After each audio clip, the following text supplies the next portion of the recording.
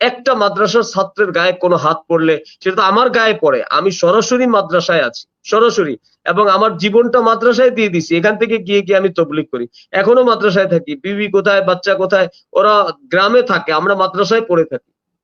তো এখানে সাদ সাহেবের যে ভুলের ব্যাপারটা আছে, এটা সাদ সাহেব উম্মাহ দরদি হয়ে নিজের থেকেই দেওবন্দে গিয়ে যদি একটা সুরাহা করেন, তাহলে এটা কি সবচেয়ে ভালো হয় না? আপনার কি খেয়াল?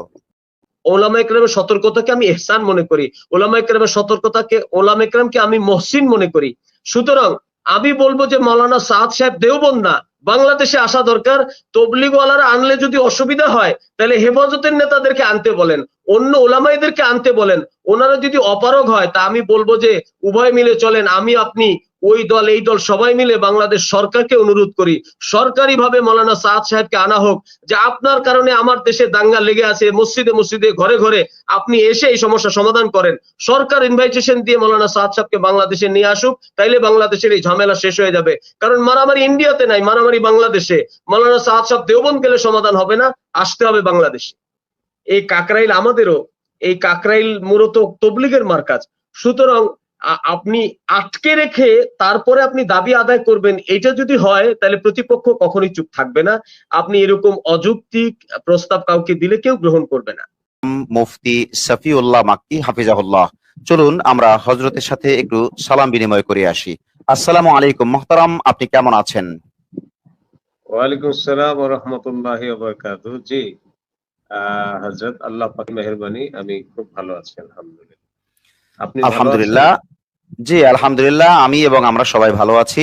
প্রথমেই আমরা যে কথাটা বলবো সেটা হলো, আসলে তাবলিগের যে দুইটা গ্রুপ বা দুইটা দলের যে বিবাদ চলমান, এই বিবাদ নিরসনে কিন্তু বিভিন্ন ওয়েতে বিভিন্ন জন কাজ করে যাচ্ছে। কিন্তু বিষয় যেটা হয়েছে সেটা হয়তো ইতাআতি ভাইদের পক্ষ থেকে তারা তাদের মতো কাজ করে যাচ্ছেন, এবং ওলামাদের পক্ষ থেকে তারা তাদের পক্ষ থেকে কাজ করে যাচ্ছেন। নিরপেক্ষ জায়গা থেকে, মিডল পয়েন্ট থেকে কাজ করে যাওয়া। সর্বশেষ সাদ সাহেবকে ইজতেমায় আনতে চাওয়া এবং প্রথম পর্বে ইজতেমা করতে চাওয়া, এবং তাবলিগের কাকরাইল ও ইজতেমার ময়দান সহ বা সকল মাসাজিদ সহ সব জায়গায় সমান অধিকার চাওয়া, এই তিনটা ইস্যুতে আমাদের ইতাআতি ভাইয়েরা কিছু প্ল্যান ও প্রোগ্রাম করেছেন, কিছু দাবি দাওয়া করেছেন, যার পরিপ্রেক্ষিতে নতুন করে কিছু সমস্যারও সৃষ্টি হয়েছে। আপনারা দেখেছেন যে ওলামায়ে কেরাম বড় সমাবেশ সাহরাওয়ার্দীতে করেছেন।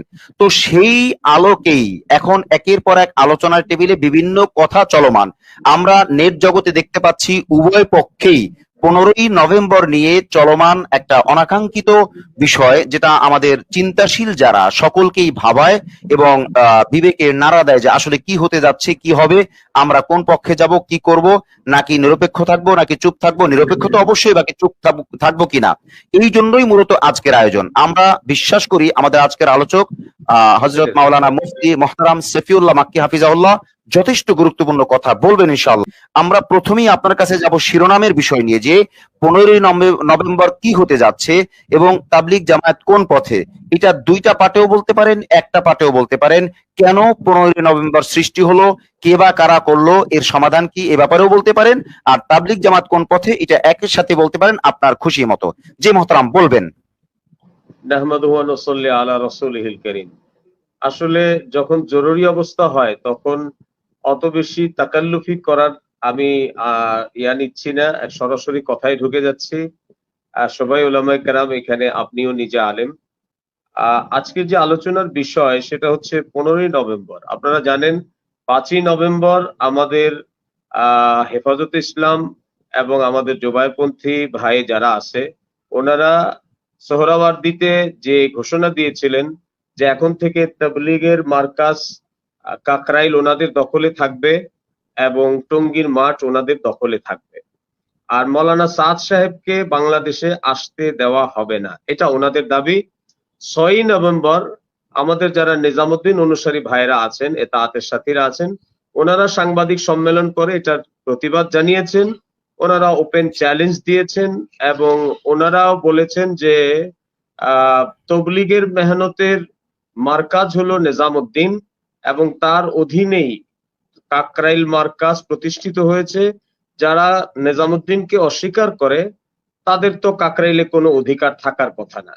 আর টঙ্গীর মাঠও ইজতেমার জন্য হয়েছে, তাদেরও অধিকার থাকার কথা না। এই যে পাল্টাপাল্টি একটা অবস্থানের কারণে আমরা যেটা দেখে আসছি যে গত কয়েক বছর থেকে কাকরাইল মসজিদ বাড়ি বাড়ি করে আমাদের এতাআতের সাথীরা 2 সপ্তাহ থাকেন, আমাদের কি বলে জুবায়েরপন্থী ভাই যারা আছেন ওনারা 4 সপ্তাহ থাকেন। কারণ যখন এটা ভাগ হয়েছিল তখন এটা দেখা হয়েছিল যে শূরা কোন পক্ষে বেশি আছে, সেই হিসেবে করা হয়েছিল। এটা পরে সমঝোতায় আসার জন্য বারবার মিটিং করা হয়েছে, এখন এই অবস্থায় আছে। সেই হিসেবে আগামী 15 তারিখ থেকে আমাদের এতাআতের ভাইদের কাকরাইলের বাড়ি শুরু হওয়ার কথা। কিন্তু আপনিও জানেন, আমিও জানি, সোশ্যাল মিডিয়াতে মোটামুটি এই বিষয়টা স্পষ্ট হয়েছে যে আমাদের যারা জুবায়েরপন্থী ভাইরা আছে অথবা হেফাজতের নেতারা যে ডিক্লারেশন দিয়েছিলেন যে ওনারা কাকরাইল ওনাদের দখলে নিবেন, কাকরাইলকে ওনারা ছাড়বেন না, সেই হিসেবে ওনারা কাকরাইল মারকাজে ঢাকা শহর সহ বাংলাদেশের বিভিন্ন মাদ্রাসা থেকে ছাত্রদেরকে নিয়ে এসে ওনারা কাকরাইলকে দখলে রাখবেন, কোনোভাবেই কাকরাইলকে ওনারা ছাড়বেন না। আর এই খবরটা নেটের মাধ্যমে সারা দেশে ছড়িয়ে পড়লে আমাদের যারা এতাআতের সাথীরা আছে ওনারাও ওনাদের নিজেদের বাড়িতে কাকরাইলে প্রবেশ করার জন্য ওনাদের তরফ থেকে ব্যাপক প্রস্তুতি নিয়েছেন এবং ওনারাও একটুও ছাড় দিবেন না, যেমন ওনারা বলেছেন।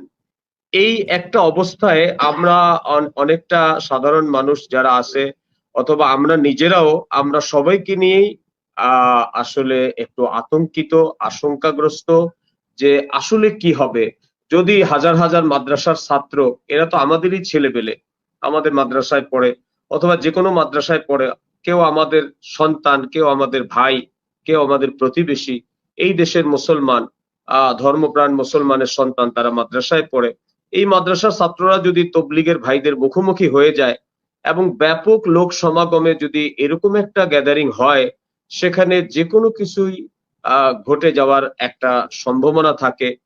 এই কারণে আজকে আমি আপনার সাথে সময় দেওয়ার জন্য রাজি হয়েছি যে আসলে মতাদর্শ ভিন্নতা, মতের ভিন্নতা, মাসলাক ভিন্ন, এরকম তো আজকে নতুন নয়। মতাদর্শের ভিন্নতা তো আজকে নতুন নয়। মতাদর্শের ভিন্নতা, মত পার্থক্য এর আগেও অনেক ছিল, কিন্তু মতের পার্থক্য থাকার সত্ত্বেও একসাথে চলাটা আমরা আজকে থেকে নিয়ে একদম সাহাবায়ে কেরামের জামানা পর্যন্ত আমরা এটা দেখতে পাই। আমি আপনাকে গুনে গুনে 4টা 5টা ঘটনা বলবো।